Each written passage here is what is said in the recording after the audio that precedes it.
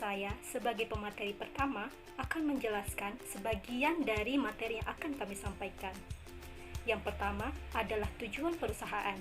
Sebelum kita memasuki apa itu tujuan perusahaan, kita harus mengetahui apa itu perusahaan. Perusahaan adalah tempat terjadinya produksi, baik berupa barang maupun jasa, yang dimana perusahaan ini bertujuan untuk memperoleh laba.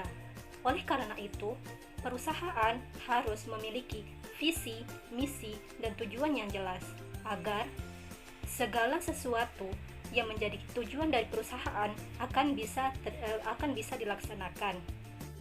Namun, tidak semua loh. Setiap produksi itu untuk memperoleh laba. Contohnya yaitu yayasan dan keagamaan. Selain itu, perusahaan merupakan organisasi yang menyediakan barang dan jasa untuk keperluan masyarakat. Sekarang kita akan memasuki materi utama, yaitu tujuan perusahaan. Tujuan perusahaan merupakan sesuatu yang akan dicapai oleh perusahaan yang bersangkutan.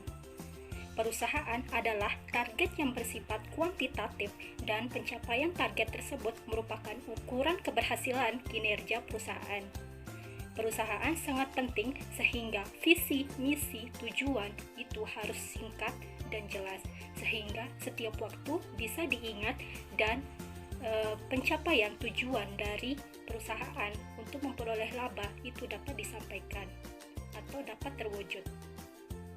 Tujuan perusahaan juga berisikan tentang komitmen beserta resikonya guna untuk menggambarkan arahan bagi perusahaan secara jelas. Dalam merumuskannya, tujuan harus memberikan ukuran yang lebih spesifik. Di sini saya akan jelaskan materi tentang pengertian manajemen keuangan. Manajemen keuangan merupakan suatu kegiatan atau aktivitas perusahaan yang berhubungan dengan bagaimana bantuan bisa mendapatkan uang tunai pembiayaan atau menggunakan dana tersebut. Dan nasihat yang dimiliki perusahaan untuk mencapai tujuan utama bisnis. Manajemen keuangan memiliki kepentingan dalam bagaimana menciptakan dan bagaimana mempertahankan nilai ekonomi suatu perusahaan. Akibatnya, suatu keputusan harus selalu fokus pada penciptaan kesejahteraan karyawan mereka. Baik, materi selanjutnya yaitu tentang sejarah perkembangan manajemen keuangan. Perkembangan manajemen keuangan dimulai sekitar awal abad 19, sekitaran tahun 1900-an. Nah, istilah manajemen keuangan mulai muncul sebagai suatu bidang ilmu yang terpisah dari ilmu-ilmu lainnya.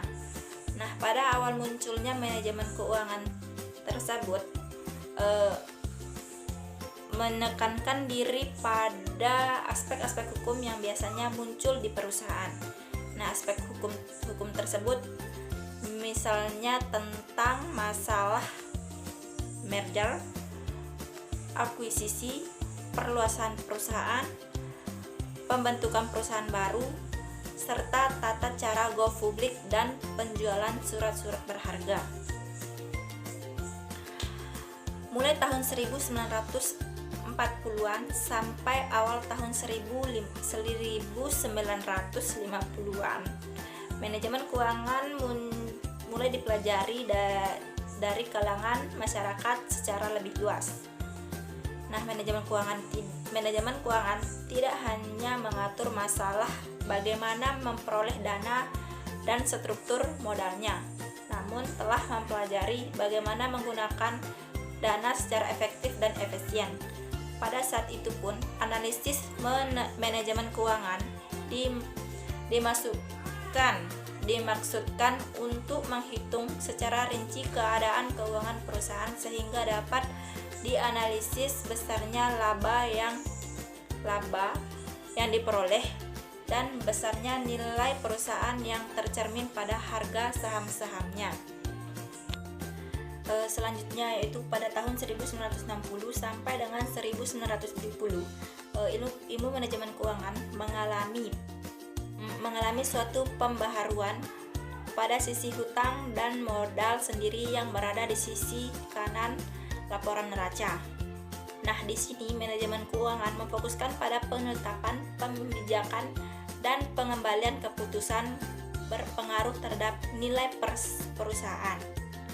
Ada 2 pusat perhatian yang dibutuhkan. Yang pertama, kombinasi optimal dari surat-surat berharga. Yang kedua, cara-cara bagaimana investor secara individu mengambil keputusan investasi, teori portofolio, dan implikasinya terhadap keuangan perusahaan. Nah, mulai tahun 1970-an sampai awal abad 21 pada saat ini, ilmu manajemen keuangan telah berkembang pesat. Perkembangannya telah dimulai tahun 1950-an, namun baru nampak nyata pada tahun 1970-an. Materi selanjutnya yaitu tentang perkembangan teori keuangan. Nah, perkembangan teori keuangan ini mengalami perkembangan sejak tahun 1900 sampai dengan abad 21 pada saat ini. Perkembangannya itu tidak begitu pesat.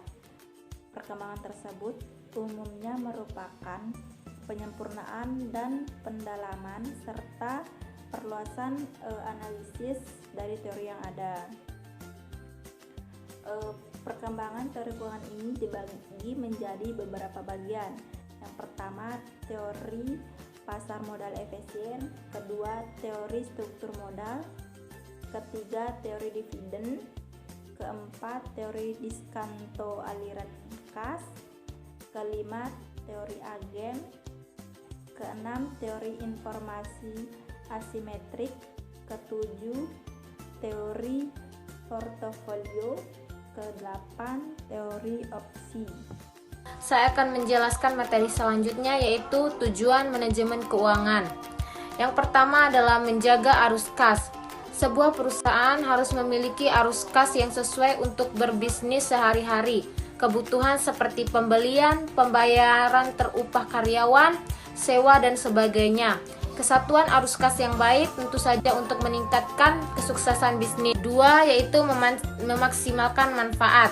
Seorang manajer keuangan tidak akan mendapatkan jaminan keuntungan dalam penggunaan manfaat keuangan yang tidak maksimal dalam jangka panjang karena tidak ada kepastian bisnis. Tetapi, perusahaan bisa mendapatkan keuntungan tersebut jika manajer dapat mengambil keputusan keuangan dan memanfaatkan penggunaan keuangan dengan baik. Yang ketiga yaitu penyusunan struktur modal. Seorang manajer harus dapat menentukan hubungan tertahan dan pembiayaan keuangan dipinjam untuk keseimbangan. Yang keempat, penggunaan keuangan yang tepat. Manajer harus secara optimal menggunakan pembiayaan perusahaan dan perusahaan tidak harus berinvestasi pada proyek-proyek yang tidak menguntungkan perusahaan. Yang kelima yaitu memaksimalkan dividen. Manajer keuangan harus mencoba memberikan dividen maksimal kepada pemegang saham dan berusaha meningkatkan nilai pasar karena nilai pasar secara langsung berhubungan dengan kinerja perusahaan. Yang keenam yaitu meningkatkan efisiensi. Manajer keuangan mencoba untuk meningkatkan efisiensi semua departemen perusahaan. Distribusi keuangan yang tepat dalam semua aspek akan meningkatkan 7. Kelangsungan hidup perusahaan. Perusahaan harus mampu bertahan dalam persaingan dunia bisnis saat ini. Manajer harus berhati-hati ketika mengambil keputusan keuangan, karena jika salah mengambil keputusan akan membuat perusahaan bangkrut dan kehilangan aset negara. 8. Mengurangi risiko operasional. Manajemen keuangan juga berusaha untuk mengurangi risiko operasional. Ada banyak ketidakpastian dalam risiko komersial dalam dunia bisnis. Manajer harus mengambil langkah yang baik untuk mengurangi risiko tersebut. 9. Mengurangi biaya modal. Manajer keuangan harus mampu merencanakan struktur modal sehingga dapat mengurangi biaya modal. Demikian presentasi dari kami. Wassalamualaikum warahmatullahi wabarakatuh.